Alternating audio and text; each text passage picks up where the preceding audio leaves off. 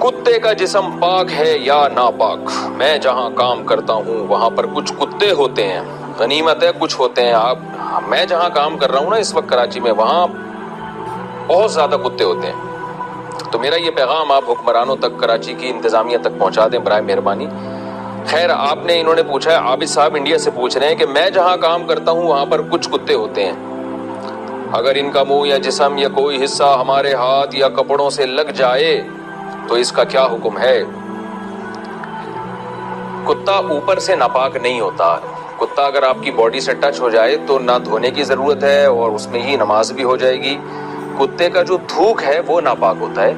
رسول اللہ صلی اللہ علیہ وسلم نے ارشاد فرمایا، کتا اگر کسی برتن میں چاٹ لے تو ایک حدیث میں آتا ہے 3 دفعہ دھو، ایک حدیث میں آتا ہے 7 دفعہ دھو، اور مٹی سے دھونے کا بھی حکم ہے۔ کتے کے جراثیم مٹی کے علاوہ اتنی آسانی سے کسی اور چیز سے مرتے بھی نہیں ہیں۔